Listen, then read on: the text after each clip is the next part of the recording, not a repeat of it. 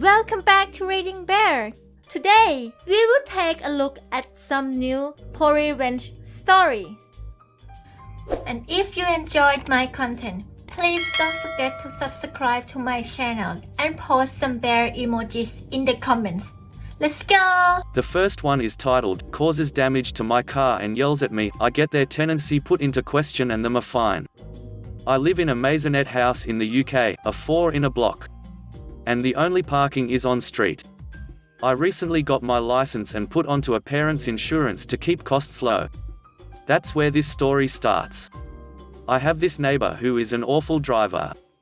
Crashed at least 2 cars, and who also tip abandoned rubbish in their gardens, blocking our fire escape. This is all relevant information. I parked my car outside one day, on street parking. And she pulled up right behind me, blasted her horn and started swearing at me to move out of her space. Opened my door and threatened to smash my car up. I locked my car and went inside ignoring her.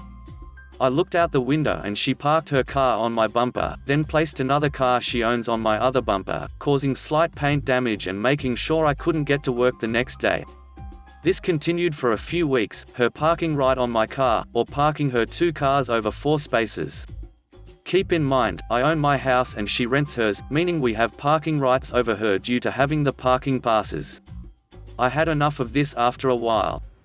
I ran the license plate for both of her cars through a website that tells you the MOT status of a vehicle. Car 1 equals motored, car 2 equals MOT expired. What this basically means is the car cannot be driven or even on public land. And I had the information I wanted.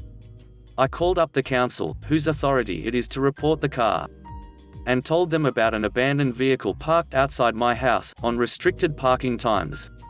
They got back to me and told me they had passed it on to the police.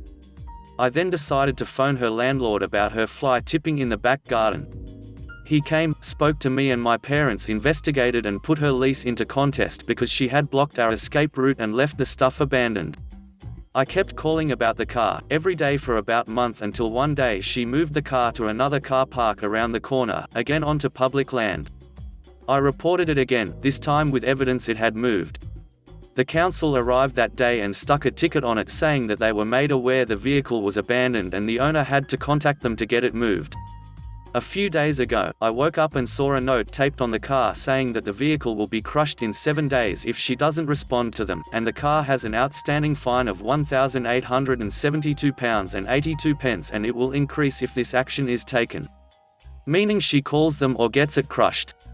The car is still there today, so it looks like it might get crushed.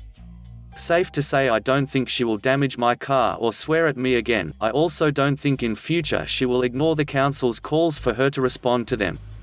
Update: car got taken and crushed, which caused her to lose her temper and shout at the tow truck driver. He phoned the police on her and caused her to receive an ASBO, anti-social behavior order, along with her landlord putting her onto a final warning.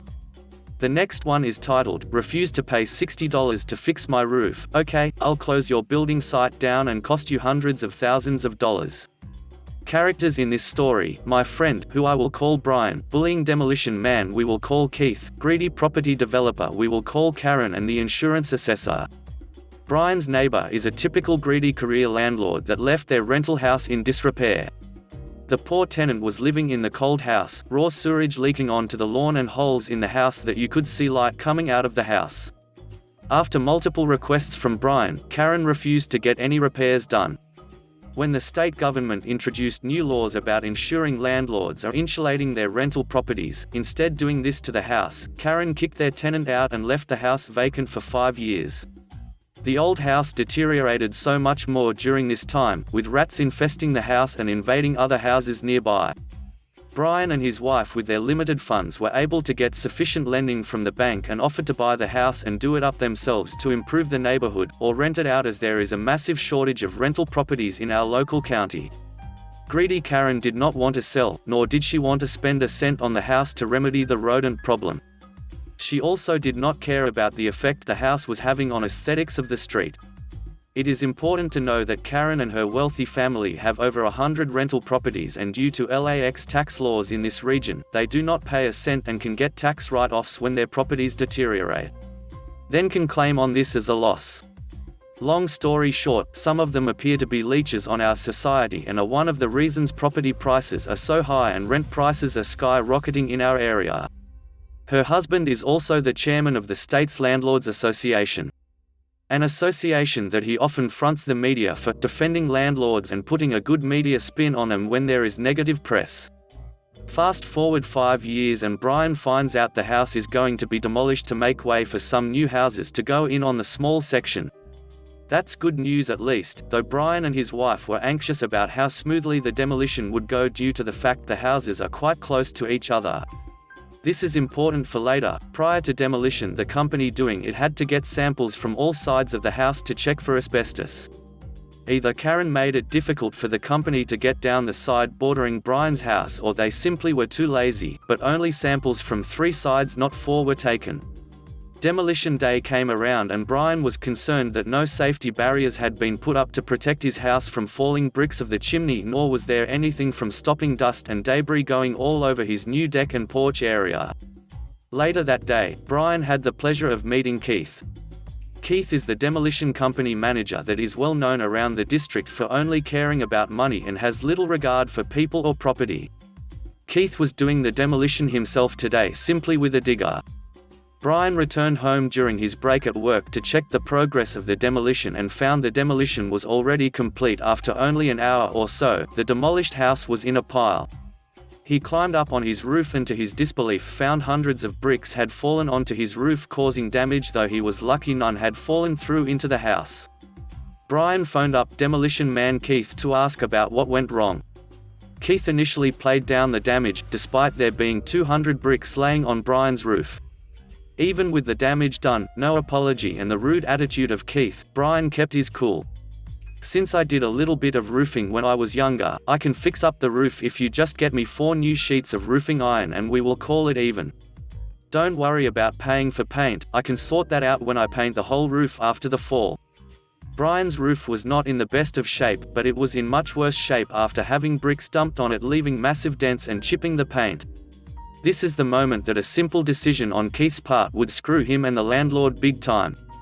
"Not happening, pal, your roof is ducked anyway. I'll get you a sheet of second-hand roofing iron from my yard to repair the damage on roof, and I can come and hose off the dust off your deck and dog kennel." Cue the nuclear revenge. The revenge was not intentionally nuclear, but Brian had a dilemma that his roof was damaged and he needed it repaired. There was rain and snow forecast later in the week and he shouldn't be out of pocket having to buy new materials to fix his own roof up to a good standard. Brian is normally calm and relaxed man, but this situation and the way he and his property were treated sparked an anger that I have never seen before. Brian got in contact with his insurance company, and due to the issue involving a roof, a building assessor arrived that day to assess the claim. The assessor would then be able to seek damages from the landlord or demolition company if he found them to be at fault. Brian also reported the demolition company to the local health and safety authorities due to their lack of safety precautions used when doing the demolition. The assessor got onto the roof with Brian and was mortified to hear how Keith had acted in such disregard with the damage done to the roof, and his lack of an apology for any wrongdoing got the assessor mad.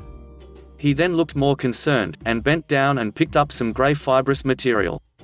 Luckily, thanks to COVID, we already have masks on. "Brian, this here looks like it is asbestos. I don't know how they got the sign off to get this house knocked down in this manner. You don't know at the time of being exposed to this stuff, but if you breathe in these fibers it can cause serious diseases later on in life, including lung cancer. I'll get this sent off to the lab for testing and we'll be in touch." Fast forward another day and Brian was contacted by his insurance company. It turns out the side of the house that wasn't tested was clad in asbestos. Not just any bad asbestos, the worst possible type you can get. Insurance will be seeking damages to replace Brian's whole roof, not just the damaged part. The cost of replacement is likely to be around $20,000 USD. This is the cheap part. The demolition site has been shut down by local authorities and there needs to be a massive decontamination of the area. This involves having to remove at least half a meter of topsoil on surrounding properties, test the soil and remove more if there is asbestos still found. Areas with decks need to potentially have these removed so soil can be evacuated out underneath. The cost for this cleanup will likely be in the hundreds of thousands of dollars, but who will pay for this is unknown at this stage. Whether it is Keith or Karen's insurance or them personally, time will tell. In regards to Brian, his family and their dog potentially being exposed to the asbestos, that is another battle for them to fight. The next one is titled, Sink My Car, Now Pay for Two.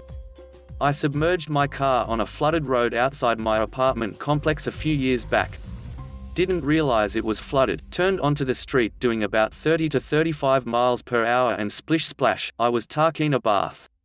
The street was constructed in a U shape, with there being a large bowl where the water gathered. Unfortunately, there was only a small storm drain on either side of the road. I documented the scene, took videos of that day and then videos a day or two later when it flooded again. Witnesses at the time told me they had lived in the area for years and it flooded every winter. I sued the county, provided them with ample evidence, the cost of repairs, the loss of value in the car, loss of wages as my only means of transportation was damaged for a few weeks, the cost of a rental car, and the cost of labor. They attempted to say that the streets were designed to withstand a 10-year flood, and as the day in question was heralded as the storm of the century for my region, they said it was an act of God. I quickly countered their claim with video evidence of the street flooding a few days later. I let them know that it was not as substantial as the day I wrecked my car, as the water had been almost covering about 1/3 of the fire hydrant you can see in the video. Children were literally swimming across the street. I won 80-some odd % of my claim. They didn't want to go to court over the issue as they would have to pay more lawyer fees than what they had already paid and could very well likely wind up paying a good portion of the claim anyway. Fast forward a few months, and it floods again. I see a guy in similar situation as mine. He drove into the water and ducked his car up. I jot down my phone number and my previous claim number, make him a copy of the form used to file suit against the county, and tell him the situation. I tell him to contact me to be a witness if things got that far. I let him know that I had contacted the transportation department hours ago and they never showed up. They didn't detour the road, they didn't close it due to flooding, they didn't open up the drains. They knew of the issue hours before he wrecked his car. A few months later, wouldn't you know it, the county repaired the road and added proper drainage. The next one is titled, Crooked Car Dealer. This happened a while back. I decided to get a new car. I found out that the new models were coming out in about 6 weeks and I could wait that long, so I spec'd out what I wanted, cut a deal including my trade-in and ordered a new car. Several weeks later, I was out driving and some numbie blew a red light and T-boned me. My car wasn't drivable, so I just had it towed to the dealer and then left town on a 2-week work assignment. When I got back, I went to the car dealer to talk about repairs to my car and was shocked when they said it was all fixed. I asked how they could do that without my authorization and they told me that repairs had been authorized by the insurance adjuster for the company of the guy that hit me.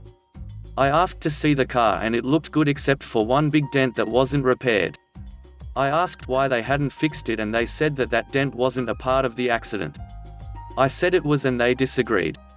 They demanded that I sign a liability release for the insurance company and I refused. They said I only had 2 choices, sign the liability release and take the car as is or pay cash for the work they had done. I refused and they said I couldn't have my car. I went home, got my spare key, went back to the dealer, drove my car off the lot and went home. Just as I got home, I got a call from the dealer. I was expecting an upset body shop manager, but it was a cheerful salesman telling me that my new car had arrived. I drove back to the dealer, gave them the title to my old car, paid the difference and drove my new car home. A week later, the body shop manager called me and said that they had been cruising my neighborhood looking for my old car and sooner or later they would find it and tow it. He told me he had placed a mechanic's lien on the title and I wouldn't be able to sell the car without paying him. Meanwhile, the car is sitting on their used car lot. Eventually the car sold and when the buyer went to title it, he discovered that the dealership that sold him the car had a lien on the title. He sued the dealer. After that, the body shop manager called me and said, "I guess you got us." He told me that the insurance company had issued them a check payable jointly to me and the dealer and asked me to be a good guy and endorse the check and sign the liability release. I said no. He called me in a hole and said he would just sign the check and release himself. He told me, "The insurance company doesn't know what your signature looks like." Then he called me in a hole again. I called the insurance company and asked to speak to the fraud department. They connected me to some lawyer and I told him the full story. He really got interested at the part about the body shop manager saying he would forge my signature on the check. About a month later, an investigator came to my house and showed me a check and asked if it was my signature. I told him it wasn't and he asked if I would make a sworn statement to that effect. I agreed. The body shop manager was fired and was subsequently charged with insurance fraud and forgery. He claimed that his boss had forced him to do it and had a witness that backed him up. His boss got fired. The body shop manager got 180 days in jail. Karma is sweet. The next one is titled, "Cheat on Him? He'll leave you with massive debt." How did she seriously think he was obligated at all to pay off her car? So, this isn't my story. It happened to a friend of a friend, so the exact details are difficult to get, but this is what I was told. For ease of story and to hide identities, the names I will use are Jack and Jill. Bit of backstory: Jack and Jill had been going out for nearly 5 years by the point of this story. A year prior, Jill lost her job due to the company she worked for being liquidated. Money got tight for Jill, so Jack offered to help by covering her car payments, monthly installment, road tax, insurance, and fuel, so she could put the money she got towards rent and utilities until she got a new job and was financially stable. Jack had a fairly decent job, so it wasn't a strain on his income. A year goes by, and Jill is still unemployed but not through rejections. She got lazy and just spent all day doing nothing around her house whilst Jack was at work. One day, Jack gets off work early and decides to surprise Jill on the way back home, but as he is approaching her house, he sees another car in her driveway. He parks on the street and sneaks up to the house and looks through the window to see Jill with another man. Jack was upset, but he didn't burst in there. He walked away, got into his car, and drove off. When Jack got home, he did a little digging and found out who the guy was through Facebook and found she had been having an affair for half a year with this guy. He was now really upset and wanted revenge, and he knew the best way to do it. This is where the revenge comes in. Jill loved her car, even though she barely used it, so what Jack did was stop all the payments that were going out of his bank account and put them onto her account as the car was in her name. It was easy to do. As the payments had only just gone out, he had to wait for the end of the month for his revenge to unfold.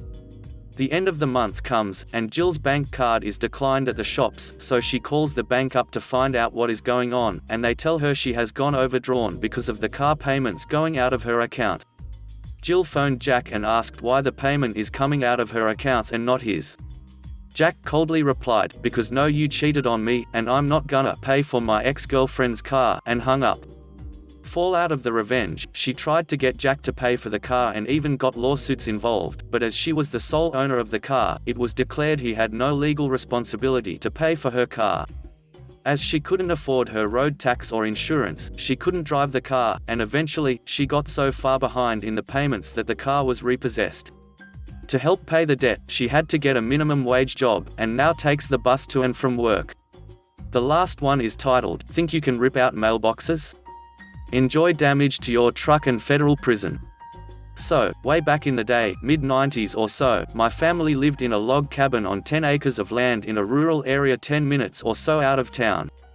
It wasn't totally the sticks, but you could definitely hear banjo music in the background sometimes. At the end of our nearly 1/4 mile long driveway was one of those roads that were also technically a state highway. In the morning, I'd trudge down to wait for the bus, and when I got home, I'd grab the mail and carry it back. Then one Monday morning when I went out, I noticed the mailbox was gone. On closer inspection, it looked like it had just been ripped out of the ground. My dad was obviously not pleased. He went to talk with the county sheriff, who happened to live a mile down the road. It turns out, it had been happening up and down the road for months. Someone was tossing a chain over mailboxes and yanking them out with their vehicle. He suspected it was a guy down the road with his great, big, lifted 4-wheel drive truck but couldn't prove anything. It usually happened on Saturday and Sunday nights with people finding out in the morning. Also, it seems the nicer the mailbox, the bigger a target, and many had been hit multiple times. People had tried digging deeper, using more durable wood, etc. The guy just took it as a challenge and ripped them out again. It was soft, sandy ground, and his truck was a monster. Well, Dad said, challenge ducking accepted. A little bit about my father: he's a steelworker with an engineering background and graduate degree. He's built like a bear with forearms the size of my freaking legs. Most people looking at him would never think this monster of a man is also brilliant, but he is. He's the calm, cool type that almost never loses his temper, but wrong him, and God help you. So, Dad goes to Lowe's and buys the fanciest, prettiest mailbox they sell. He then proceeds to install it on top of an 8 feet long cylinder of 3 inches diameter hardened tool steel. But he wasn't done there. After digging down with post holers and dropping it in, he then filled it in with quickset concrete. To really sell it, he then used some strips of 1/2 wood to cover the steel core of his now indestructible mailbox of doom. He primed and painted it, so it looked like a standard 4 inches post. And even had my mum decorate it with flowers and such. He wanted it to be as tempting of a target as possible. It didn't even take a week. I went out for school in the morning and found the mailbox right where it should be. Attached to it was 30 feet of chain and an entire hitch assembly. It ripped right off the truck's frame and sheared the bolts. It was marvelous to behold. The sheriff gets called over, dies laughing when he sees it. He went to the house of the guy that was suspected and sure enough verified the damage to his truck matched. Fun fact: ducking with a mailbox is a federal crime, as in, you go to federal prison, not those cushy state places. Dad was unofficially rewarded by the sheriff's department with a few cases of hops and some venison. And after that, every deputy in town would flash him a thumbs up whenever they saw him. Thanks for listening.